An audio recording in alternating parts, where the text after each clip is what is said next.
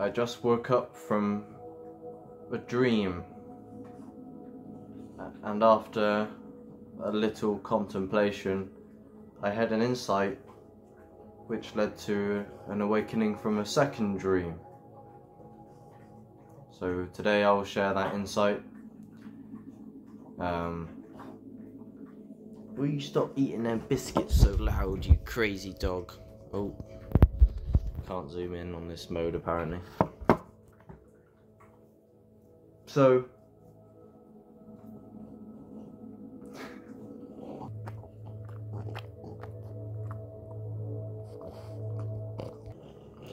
I was sleeping just now, and I was dreaming many things, but the dream just before I awoke to this realm was I was on Instagram Live with a rapper known as Inspector Veg. Me and Veg do call in real life, we are in contact, but never on Instagram Live. But regardless, me and him were both doing a duo on Instagram Live, and we had a few people in the audience, and Inspector Veg started to spit some lyrics, as he does for me often on the phone in real life. I'll answer and he'll just start going, "The food is fake, the medicine's fake, the education system is fake," and he'll just start spewing bars down the phone, and he always lightens my mood when I get a random call from him of that nature. So he starts spitting lyrics, yeah, and on the last lyric, I don't know what he rhymes with, like for the like he's spitting bars, and then you know how like people can anticipate, especially at live shows, like people will be spitting lyrics and sometimes they'll leave the last bar blank and then the audience will fill it in. That wasn't what happened, but he was spitting bars, and I anticipated somehow that I knew what his last two rhymes were gonna be. Yeah, and it was it was. Oh, that's interesting. That must have been why he said it, because before I went to sleep, I was actually listening to Eckhart Tolle, and this is what I've been realizing recently: is dreams seem to be based on your recent thoughts and the recent activity of your mind, but it can also be deeper intertangled with other contents of your mind. So I was watching Eckhart Tolle, and when I was speaking to Inspector Veg about Eckhart Tolle months ago, he kind of dismissed Eckhart Tolle because he eats baked beans, and that's funny because we must have listened to like the same lecture part, because I remember listening.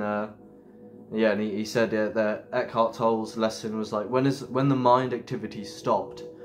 Eckhart Tolle, for those who don't know, is like a spiritual teacher. He said that he could, when his life circumstance was deplenished, when his life quality was deplenished to nothing more than like eating baked beans on toast, which is obviously quite a low quality meal, which is where I find my circumstance of me today. He found he could actually indulge and live that life without the mind's narrative of going, you know, this food's trash, this is poison, which is obviously, Inspector Veg says everything's poison. That's what I say, or I used to say it a lot more, and this is somewhat a trap or a pitfall of spirituality, is like, when you awaken to the polluted food, you can somewhat be in fear of it. But it's a better, more mature approach is to be conscious and be grateful that you have the information that the food is polluted, and then we can use this knowledge to cultivate better lifestyle and diet into the future. So yeah, anyway, the bar the bar that Inspector Veg was on about, there was 2 bars. I don't remember the exact lyrics, but it was like, the NPCs want to feed me baked beans, or something like that.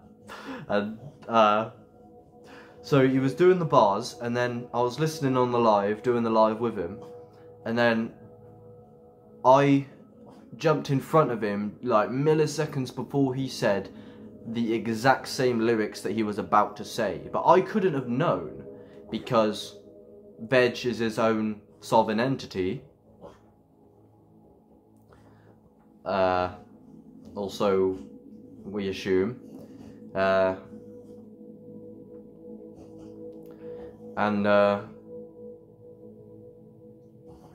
I was baffled, because I finished his lyrics for him, and I was on point exactly. But he hadn't said them yet. So, what a coincidence, right? What a coincidence, how could I have known?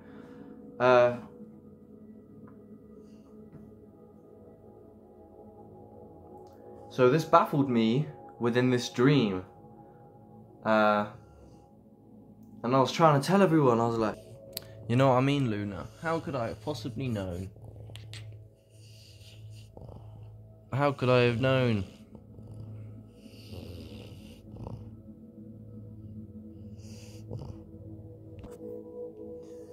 And then, oh no, I need to, before I forget his name. After Veg finished his bar, and I said it, I was like, that's mad!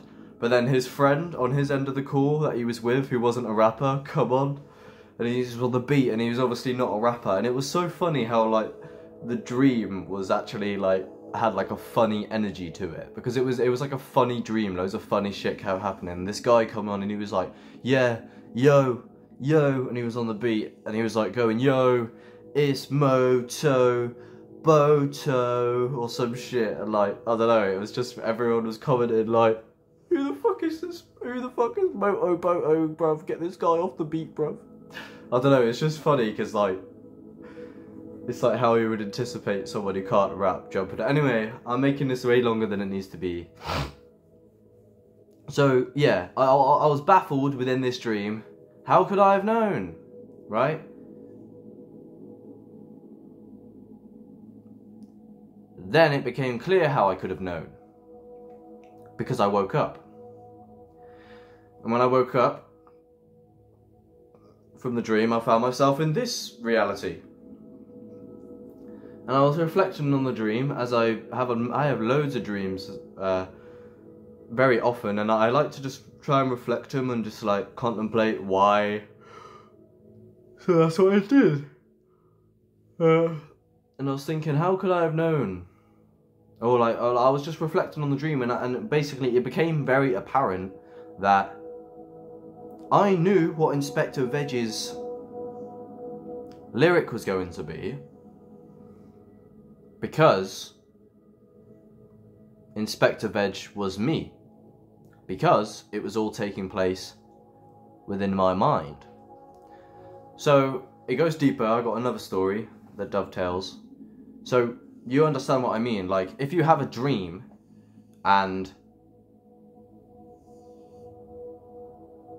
something like extremely improbable, like if you're dreaming, right, literally, like you're asleep and you're dreaming, and then you think, this house is gonna burn down, and then it burns down, you'd think, how the fuck did I know that? What the fuck? But then when you woke up, you'd go, oh, it makes more sense, because the whole fabric of the dream is my own mind, or at least my subconscious mind. You understand what I mean? So, like, you can have, yes, I think you understand. Well, here's where it gets juicy. As I was contemplating this, and then I had an insight. And I listened to a lecture by Leo Gura recently about what is insight, so it was extra juicy. And this is what I wish to bring to you in the future, it's just insights. Luna, shut the fuck up! Oh, there's no one there, you're just barking because you're crazy! So, when I was younger, in actual reality, this is an actual story of my actual life. Actually. I was on the bus coming back from school. Year 8, year 9, so I was 14 years old, 13 years old, about there. I was very young.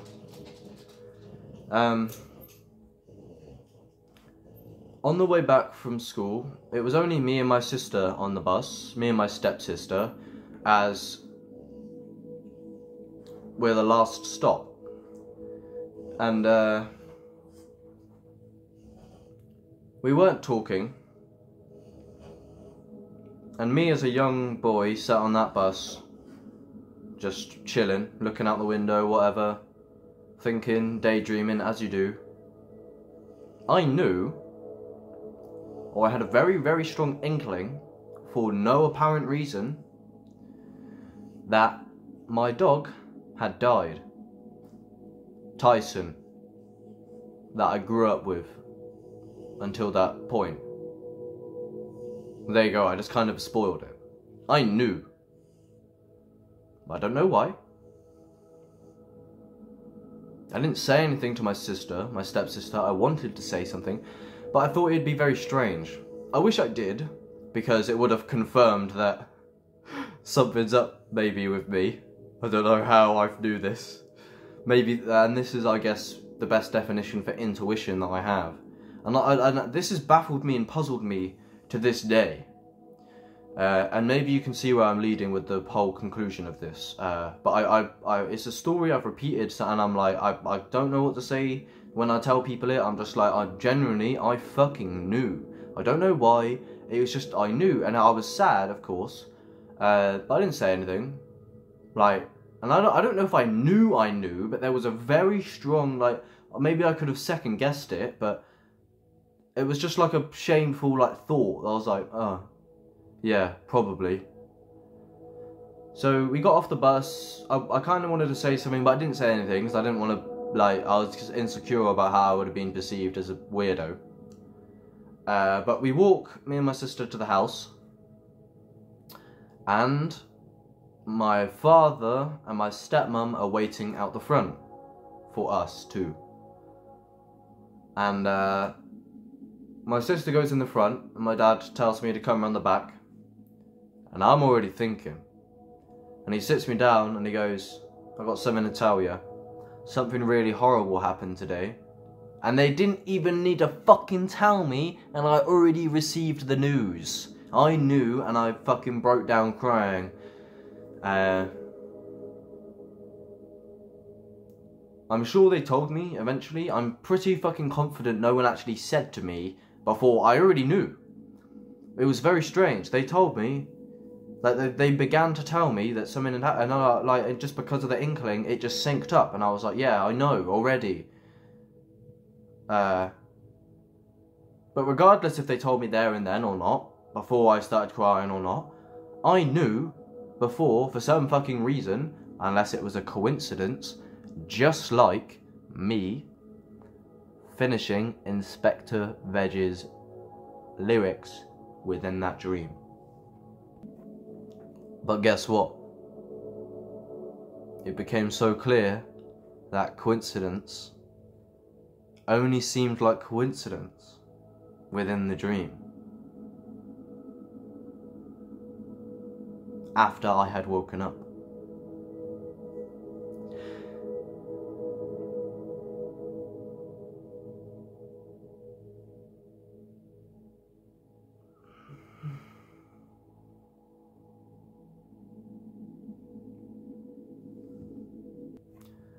So could it be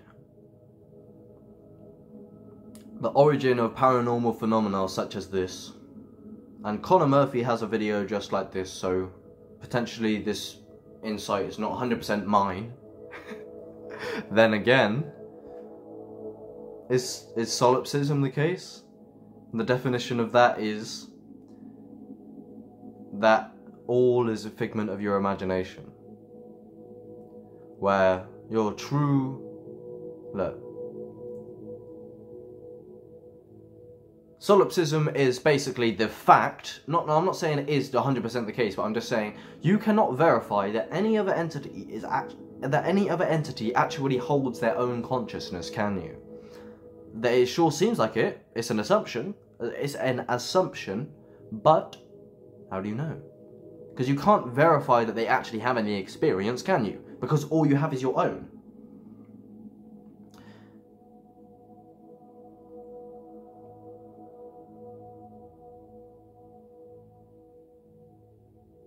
Just like how Inspector Veg in that dream, I perceived Inspector Veg to be an other entity.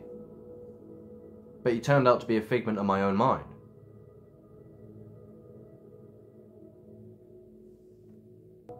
So the conclusion is, and the insight I had, of course, is that I were to replicate the dream metaphysics, or nature of reality, with our grounded reality here in this realm.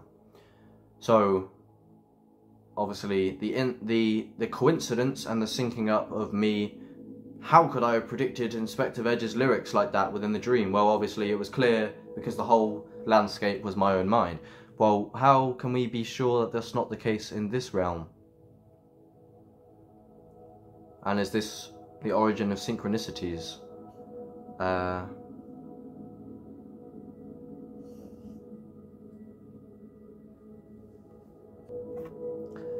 So it's that the fabric of this reality that I sit in right now is actually built on my own mind, or my subconscious mind. And in my last video I'd done a segment where I spoke vaguely quickly on my metaphysics, my metaphysical theories, or nature of reality theory that I'd been building a long time. When I say a theory, it's more like actually something that I understand to be the case. And I believe this is somewhat what can be defined as God realization, where so reality, I understand, hinges off of understanding.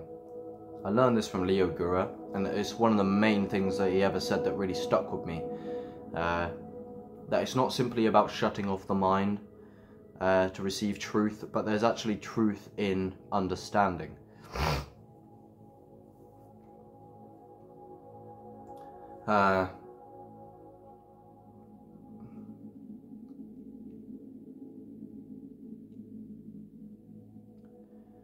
And this game of reality, as time progresses, becomes more and more interconnected.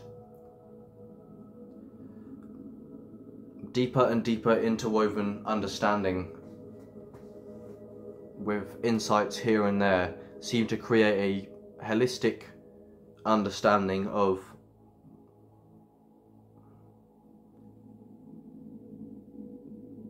your being, in terms of the existential questions that is all assumed in most of philosophy and science, and whoever you ask is one of my sisters just says, no one knows anything, okay? Just in general, like, people just assume that you cannot know. Well, what if you could, like, directly verify it for yourself with your own consciousness? It's not like, this isn't solipsism is not an egoic thing. Perhaps solipsism is not the case. I'm still where the only entity is the one behind the experience, if there even is one, which is basically like, when people say the world doesn't revolve around you, it's like, I don't know, it actually kind of does. And I'm not saying it's an egoic thing, I just mean it's literally like, there's a sacredness to the fact that you are the perceiver of the whole thing, right? Why am I behind my eye? Why am I behind my eyes? Why am I not behind your eyes? Can you please tell me, why am I not behind your eyes? And who is behind your eyes? How did you get into that one? How did you get into that one? Is Luna your name? Is this just your skin suit? You in there? You in there? Hello? Knock, knock. So, what I've come to observe with time. So everything in my life seems to teach me things. Almost as if it was intentional for my awakening in the bigger picture. Is that a stretch? Well, it's almost like... Right, here we go. Here's a bit of a holistic picture of what I'm on about. So, pure infinity. This is not infinity as in numbers, 0 on to past 100, past 1,000, no. It's not infinity, it's not infinity in one dimension, like numbers. Imagine the numbers dimension going on for infinity, but then there's also infinite dimensions, so we have infinite numbers, infinite musical compositions, infinite forms, infinite perception, infinite lives, infinite, like literally there's like a finite infinite, which would be infinite numbers, and then there's the actual definition of infinity itself, which is pure unboundedness, where if there was something restricting the universe, it would actually be part of the universe itself, therefore be self-imposed. I'm confident the true nature of reality is infinity. Oh shit. Even in this realm, I've said, like, isn't it strange how, like, everything seems to exist? And, like, I mean, that's such a weird thing to say, like, and I'm sure, obviously, this is just, like, I'm not saying this is pure infinity, well, it is, but there's, like, this is so normalized. What psychedelics do is they dissolve the notion that this is just a normal happening, and you kind of experience it. Have you heard, not just with psychedelics, but with enlightenment in general, is, oh, I saw everything for the first time, and Alan Watts uses the description that I heard the other day, I liked it, it just all seems plain improbable. And I look around constantly, and it's been speeding up for me over the past few months, where I just kind of look back at the whole thing, and I'm just like, it's so abstract. And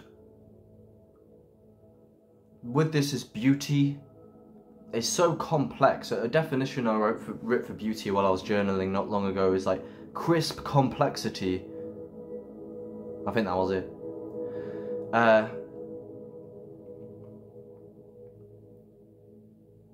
So, and obviously, like, and something that Russell Brand said that's worth taking into account is like, yeah, we're like supposedly like this idea that I cannot get behind, right? Like, so Russell Brand didn't say this, but this is what the conventionally people say.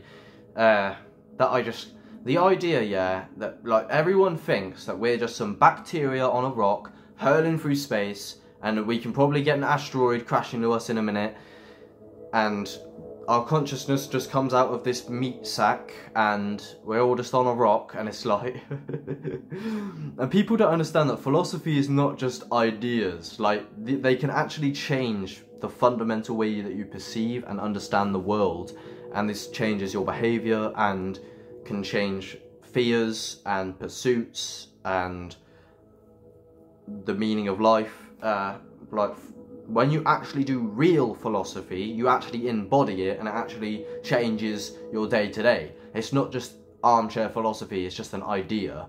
Nah, that's not what I do it for. It's like understanding that permeates through your whole being. Yeah, so Russell Brand says, like, even if we are just this meat sack on a rock or whatever, like, right, there's the whole universe is contained within your mind in terms of, not literally metaphysically, but everything that exists for you, basically, it all exists within here. So, and this is a fact, it's not a theory, it's like, the whole world, as far as you're aware, is in here. And that's the materialistic paradigm. Like, the whole thing is contained in your brain. That's not really that relevant, but it's quite interesting to think about. But then there's the more literal sense that I'm proposing here, not just simply as an idea, but actually somewhat as an understanding, that when I'm watching a teacher on the TV, and so, for example, actualize.org or Leo Guru. So, here's my story of my life a little bit in a summary. So, I'm just going through the motions, you know, I'm depressed, I'm lost, I'm young, I'm going to work and that, whatever, and then one day I just stumble upon something on the internet, and as a teacher, and the teacher sat there going, "You are God. Your true nature is pure infinity Godhead. If God was all powerful, does God have the power to deceive himself? Why would he do that? Well, because pure infinity could, somewhat, be boring. But it's not that. It's more like to purely experience and to know yourself as infinity deeply, you would incarnate into finite form. But also just to play, to go on an adventure. Alan Watts, so hold on, I'll get to Alan Watts in a second, and it dovetails with this. So, and the teacher of Leo Guru is there going, so, because the whole thing is the mindscape, and we're in a dream now in terms of where this here has the exact same fabric as a dream, of course. People are like, how do you know you're not dreaming? Well, it seems very real, obviously, but so does the dream. And we can say, like, concretely that there's no real way to absolutely know. I love you, Luna. So, as I'm perceiving that teacher, I'm thinking, well, how do I know that I haven't done that? Because this guy's making an awful lot of sense. And obviously I know it can seem like a comfortable belief, but it's like, I don't know, the idea that we're just a speck on a rock with some bacteria seems very funny to me. Seems like, because I cannot, I've had such a, I was born with deep existential desire to understand why the fuck we're here. And I seem to be getting some answers somewhat. And just the idea that everyone, the paradigm that everyone's just no one even cares to ask the questions. So that's why everyone assumes you can't know, because no one actually finds out for themselves. But not only that, before I found this guy, psychedelics, that is they literally enlighten you in many ways. Psychedelics are the fuel for this shit, I swear, over time, if you really get to know how to use them. I'm not advocating them necessarily, YouTube, terms of service.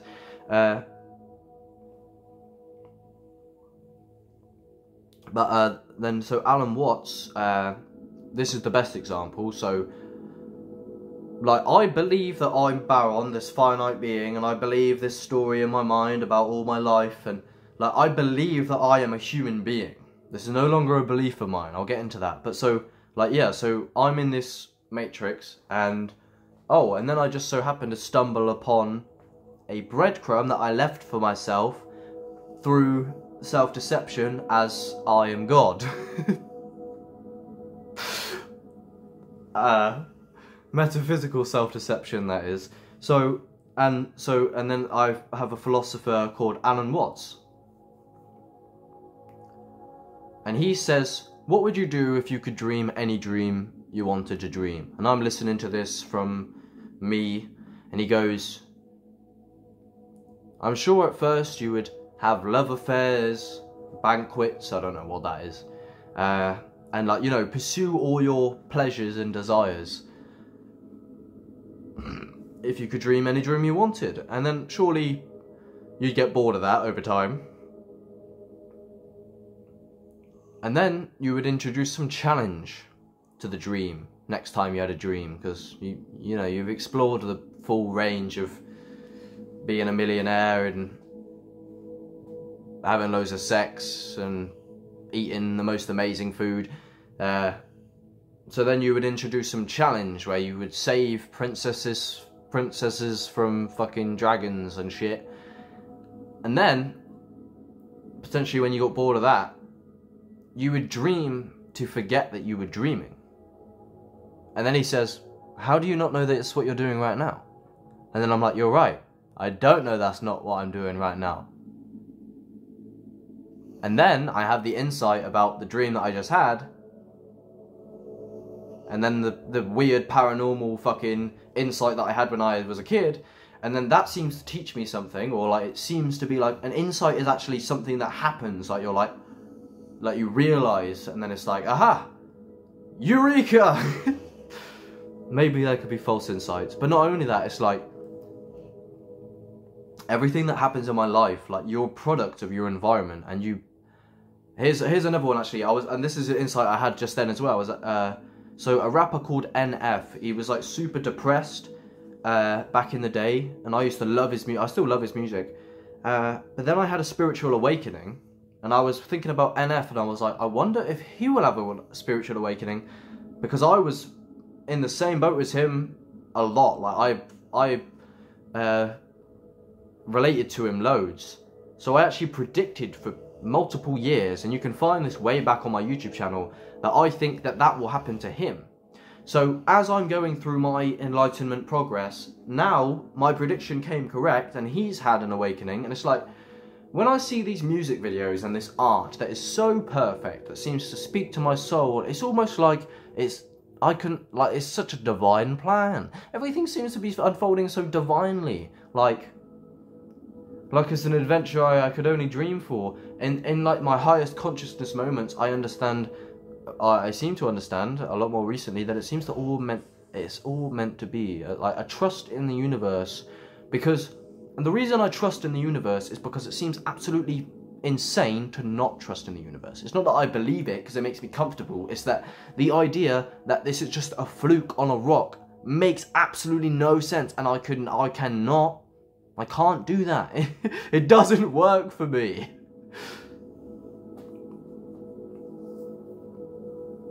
Yeah, so when I see art and things, I'm like, it's almost like I gift it to myself. And it's like, so I was pure infinity, but then what I do is I strip myself of, I deprive myself of many things, of food, of sex, of love. And then the trust in my experience now is I believe it's going to unfold divinely. And even if I don't get it exactly in this lifetime, everything that I want, somewhat, I'm sure I will, ultimately, existentially. And it just makes the, like, you know how you struggle, like this computer here.